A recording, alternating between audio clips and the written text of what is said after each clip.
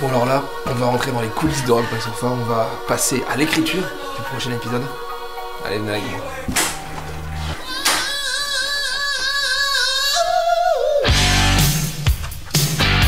Ah, c'est toi? Vas-y, viens.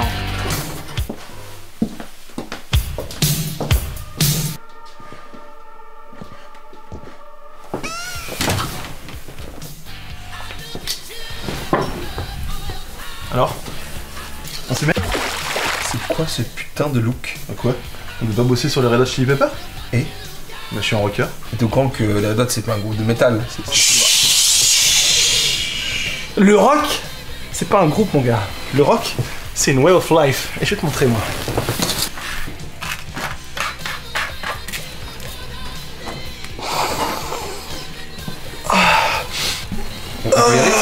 Attends.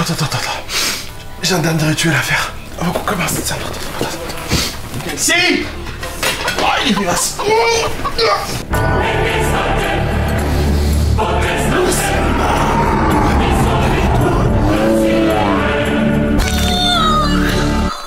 Putain, il va être long cet épisode, bordel de merde.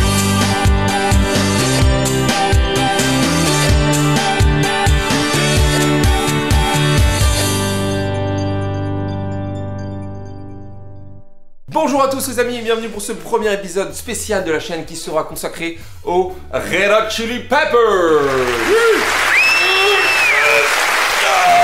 Avant toute chose, je tiens à vous préciser que vous allez regarder l'épisode d'aujourd'hui à travers le prisme de ma subjectivité puisque je suis un très grand fan du groupe. Ce qui signifie que toutes les informations que vous allez entendre sont exactes, mais que leur interprétation n'engage que moi. Mais ceci dit, comment passer au travers de ce groupe majeur des années 90-2000 aux plus de 90 millions d'albums vendus et au nombre de tubes assez incroyable? L'histoire des Red Hot commence en 1983 lorsqu'un groupe d'amis composé d'Anthony Kiedis, le chanteur, Michael Balzari alias Flea et aussi meilleur bassiste de tous les temps, Hillel Slovak, le guitariste, ainsi que Jack Irons à la batterie, se produit dans un bar à striptease de Los Angeles sous le nom de Tony Flo and the Miraculous Majestic Masters of My Hand. Évidemment, leur prestation est éclipsée par les stripteaseuses du bar. Ils décident donc de faire un rappel dans une tenue vestimentaire un petit peu particulière qui va capter l'attention du public. Ils décident d'arrêter le rock et de rendre hommage à la musique celte en interprétant Bretonne, le dernier album de Nolwenn Leroy. Mais est-ce que tu crois vraiment qu'en 1983, les parents de Nolwenn Leroy avaient déjà forniqué sur leur dolmen pour donner naissance à leur fille? Ça a mieux fait d'éviter. Ils sont entièrement nus avec juste une chaussette pour cacher leurs parties intimes. Et quand tu vois la taille des chaussettes, excusez-moi les peu, je les trouve un petit peu prétentieux moi les gars quand même. Ah ouais? Fais voir tes chaussettes toi? L'expérience va déclencher une hystérie collective et va surtout donner un petit peu de notoriété au groupe à travers la ville. Et surtout lancer leur mode à avoir des looks complètement loufoques. We're going to Japan. Hi ho the Mario, we're going to Japan. Mais peu après ça, Jack Irons, le batteur, et Hillel Slovak, le guitariste, vont quitter le groupe qu'ils considéraient comme une blague. Malgré ces deux départs, le groupe en profite pour enregistrer ses deux premiers albums, en 1984 The Red Hot Chili Peppers et en 1985 Freaky Styley, qui seront deux échecs. En effet, les démissions combinées de Slovak et Irons ont altéré profondément l'alchimie du groupe, qui ont du mal à reproduire le rock funk porté par la ligne de basse de Flea et le rap de Kiedis, qui avait fait son succès. Mais finalement, Slovak et Irons finissent par revenir bras dessus au sein de la formation californienne. La carrière du groupe va pouvoir décoller avec l'album The Uplift Mofo Party Plan en 1987, seul album à avoir été écrit et enregistré par la formation originale, et qui sera le premier gros succès des Red Hot, avec des titres comme Fight Like Brave et le très controversé Party on Your Pussy. Littéralement faites dans ta ch... Les mecs ils avaient peur de rien quand même, hein. Les femmes, tout ça à l'époque ils connaissaient pas. Le succès grandissant du groupe va être proportionnel à la place que va prendre la drogue au sein des Red Hot Chili Peppers, en particulier pour Kiedis et Slovak qui ont beaucoup de mal à gérer leur addiction. Profitons-en pour nous attarder un peu plus longtemps sur le personnage d'Anthony Kiedis. Were you filming my bum? C'est celui-là. Anthony Kiedis est le chanteur et le parolier des Red Hot Chili Peppers. Alors qu'il n'est encore qu'un enfant, ses parents divorcent et il passe alors ses vacances d'été chez son père. À l'âge de 12 ans, celui-ci l'initie aux drogues et ils essayent ensemble à plusieurs reprises de la marijuana et de la cocaïne. Son addiction et sa lutte pour rester sobre marquera profondément la musique du groupe puisque de nombreuses chansons parlent de ses difficultés à combattre sa dépendance, dont la célébrissime Under the Bridge. Ce n'est qu'en 2000, après une énième cure de désintoxication, qu'il arrête définitivement. Il admet avoir été tenté à plusieurs reprises mais a reconnu que son chien Buster, ainsi nommé en référence à l'acteur Buster Keaton, l'a beaucoup aidé à résister, car ce dernier ne l'avait jamais vu sous l'emprise de drogue. A noter que Kiedis décroche son premier rôle au cinéma en jouant le fils de Sylvester Stallone dans le film Fist. Fist. Pop, stop, arrête-toi là. Mais pourquoi? Parce qu'on ne peut pas faire cette blague-là, surtout après l'épisode sur George Michael. Ah ouais, ok, tu le prends comme ça, super, la France, le pays des droits de l'homme, tout ça, ça existe pas chez toi. Quand tu pas faire une scène, là, ça va, on n'est pas là pour du business ici, nous on leur coupe la tête en France, mon gars. 1789, la Révolution française, c'est comme ça que ça s'est passé, mon gars. Moi, je suis un fou, moi, je mange des trucs comme ça, tu veux faire. J'ai fait des antennes, qu'est-ce qu'il y a chez toi, mon gars? Tu veux me tester? Si t'arrêtes pas tout de suite, je te balance un putain d'euro dans ta gueule pour te montrer c'est qui le patron ici, mon gars. Ah bah vas-y, mon gars, on l'a même pas dans la même pièce, tu crois quoi? Tu vas réussir à me voir comme ça? Je suis un dingue, mon gars, on m'appelle. Bref, après cet album vient en 1988 l'événement qui va changer à tout jamais la face des Red Hot Chili Peppers. Hillel Slovak, guitariste emblématique du groupe Inspiration et ami de Kelly Flea, meurt d'une overdose, ce qui va entraîner le départ de Jack Irons, terriblement choqué par la perte de son ami. La coke, faut pas toucher, c'est de la merde. Voilà. À la suite de ce drame, Kiedis et Flea décident de poursuivre l'aventure et ils vont se mettre en quête d'un guitariste et d'un batteur. Ils vont trouver les deux perles qui vont leur permettre de devenir les légendes que l'on connaît aujourd'hui. À la guitare, John Frusciante, un jeune fan du groupe, va s'imposer en tant que remplaçant d'Hillel Slovak et va former dans les années suivantes un duo de génie avec Flea. John Frusciante n'est parfois pas reconnu à sa juste valeur, c'est personnellement un guitariste que j'adore et que je trouve assez incroyable avec un feeling et un sens de la mélodie monstrueux. À la batterie, les Red Hot engagent Chad Smith, un grand gaillard venu du Minnesota. Pour la petite histoire, lorsque Chad rentre dans la salle où se passe l'audition pour rentrer dans le groupe, Anthony Kiedis s'écrie Next sans même lui laisser le temps de jouer. Le batteur, vexé, se place à la batterie et se met à taper méthodiquement sur ses fûts avec la puissance de 10 éléphants sous stéroïdes, selon Frusciante. À la fin de son numéro, les 3 membres du groupe engagent immédiatement celui qui est encore aujourd'hui le batteur des Red Hot Chili Peppers. Et il détient aussi le record du monde du batteur ayant joué sur la batterie avec le plus gros kit, qui était composé de 308 putains d'éléments, ce qui est aussi impressionnant qu'inutile. C'est avec cette formation que les Red Hot vont enchaîner 2 gros succès avec l'album Mother's Milk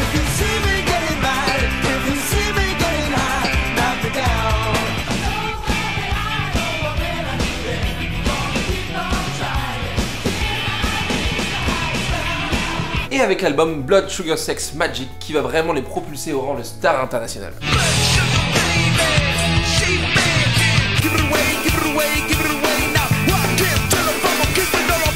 Pour cet album, le groupe enregistre dans une maison qui a été louée pour l'occasion, mais qui est réputée hantée. Le batteur Chad Smith refusera d'ailleurs d'y dormir. Toute la période d'enregistrement sera filmée en continu par le beau-frère de Flea, ce qui donnera naissance au documentaire Funky Monks, dont voici quelques extraits. And a lot of the times, you know, I'll get an erection when I'm working on something, or writing, like playing guitar, and I'll just go masturbate. Or sometimes I'll try to hold back because I'll see the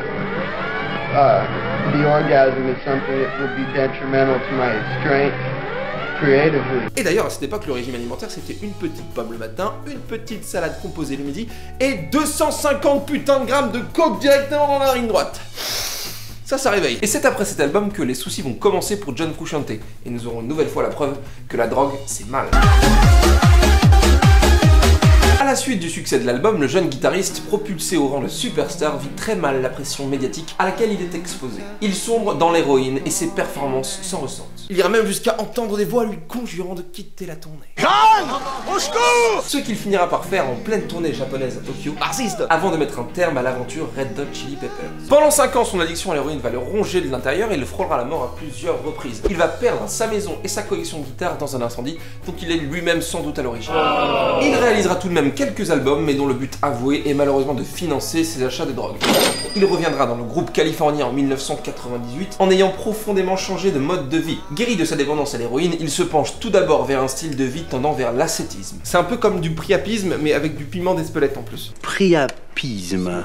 Oui. De plus, il modifie radicalement son alimentation, se met au yoga et choisit l'abstinence sexuelle. Ah oui, gros fun là, on en est à 8 sur 10 sur l'échelle de Derrick. Pendant cette période, les Red Hot n'ont bien sûr pas arrêté de jouer, ils ont malheureusement remplacé John Frusciante par Dave Navarro, le guitariste de Jane's Addiction. Mais l'album tiré de cette collaboration, One Hot Minute, malgré quelques chansons intéressantes comme Aeroplane ou My Friends, est loin d'être mon préféré. Dave Navarro arrive avec son côté hard rock presque métal et le groupe ne parviendra finalement jamais à retrouver la même alchimie qu'avec John Frusciante. Pour dire quand même qu'aujourd'hui le type est animateur de Ink Master, une émission sur les tatouages aux États-Unis. Je te fais un lion qu'on pourrait intégrer ici. Ici au-dessus à petit Koala. Et son dernier plus grand fait d'armes, c'est d'avoir réalisé un film pour adultes avec Sacha Grey. T'es musicien ou t'es réalisateur? Faut savoir, quoi. D'ailleurs, après cet album, le groupe californien se sépare de Dave Navarro et se met en quête, encore une fois, d'un remplaçant.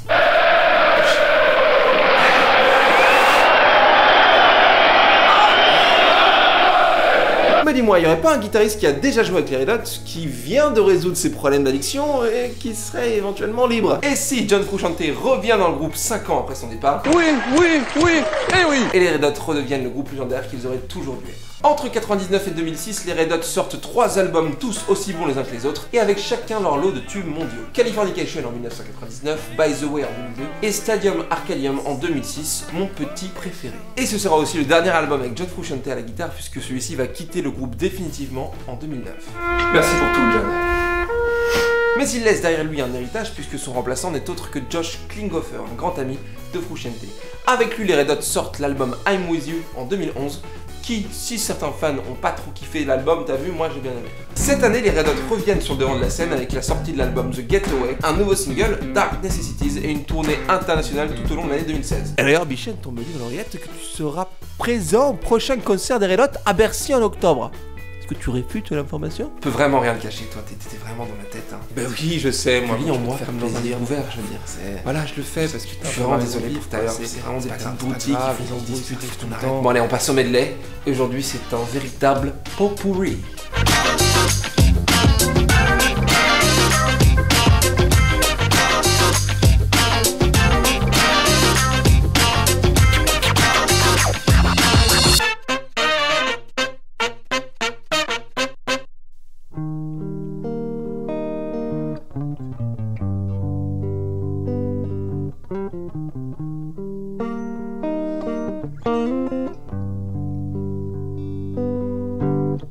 Sometimes I feel like I don't have a partner. Sometimes I feel like my only friend is the city I live in, the city of angel. Lonely as I am, together we cry.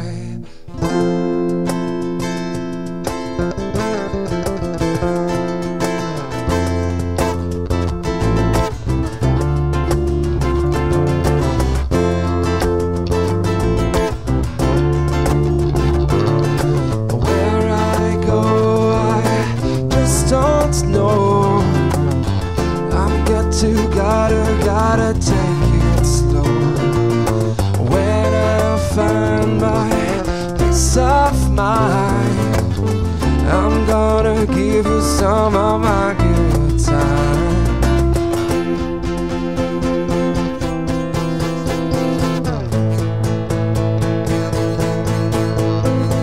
Standing in line to see the show tonight, and there's the light on, heavy glow. By the way, I try to say I'll be there, waiting for.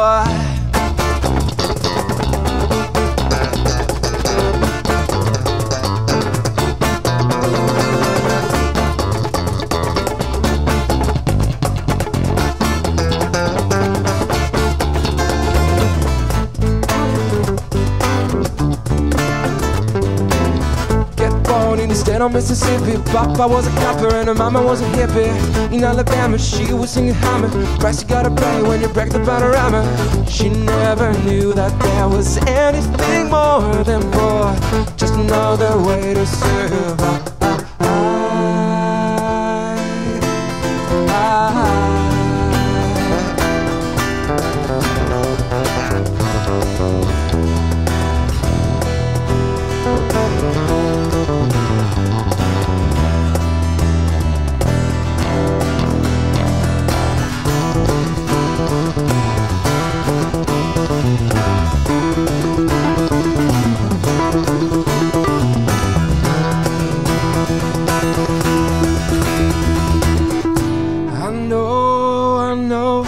For sure, the life is beautiful around the world.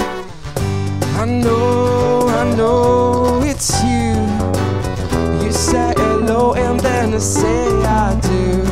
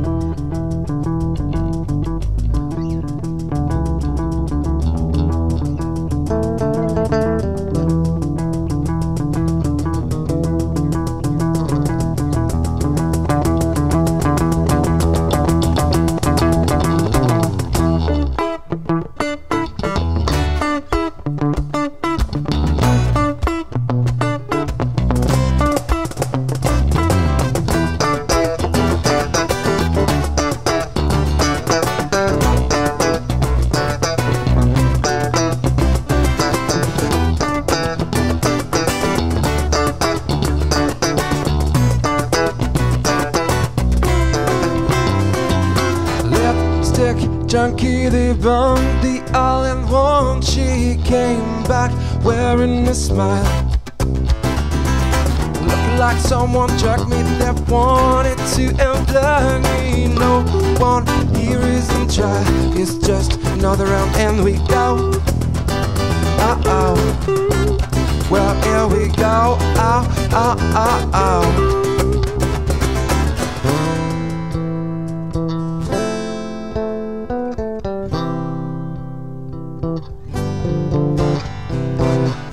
How long will I slide, separate my side?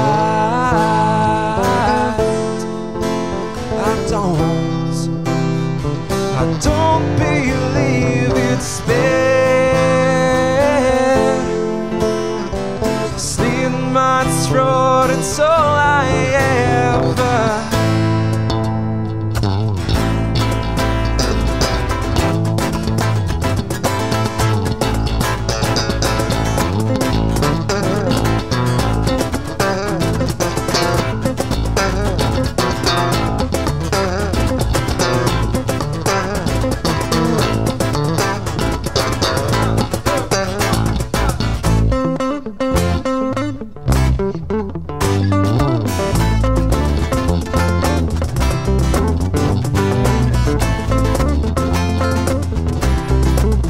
I got you here, oh, listen what I say, oh, I got you here, oh, looking what I say, oh, oh.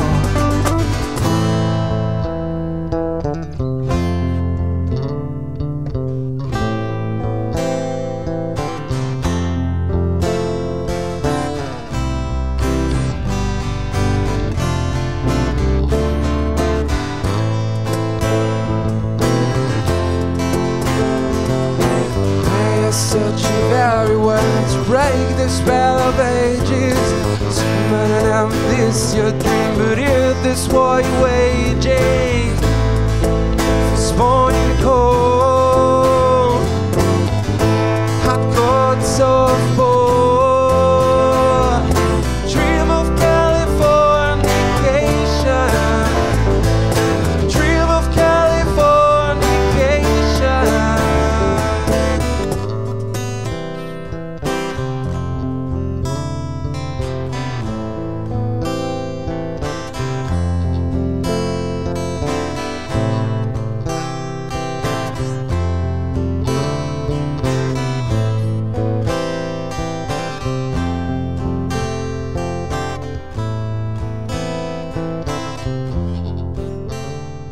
Hey, merci à tous d'avoir regardé cet épisode Rock My Sofa spécial Red Hot Chili Peppers. Je vais en profiter pour présenter rapidement mon collègue à la guitare, Nathan Lebovitz. Regardez, grand format, magnifique et tout, petite barbe. À la basse, Baptiste Alfort, sensationnel, incroyable, génial. Mec, au-dessus, c'est le soleil. Sur sa planche à saucisson, Andras Sardoche, lol, je ne ferai pas de commentaires sur sa chemise. Merci à tous d'avoir regardé cet épisode. On se retrouve très bientôt pour plus de fun, plus de musique, mais toujours autant de canapé. Peut-être pas ce qu'on n'avait pas aujourd'hui. À très bientôt. Abonnez-vous. Ah!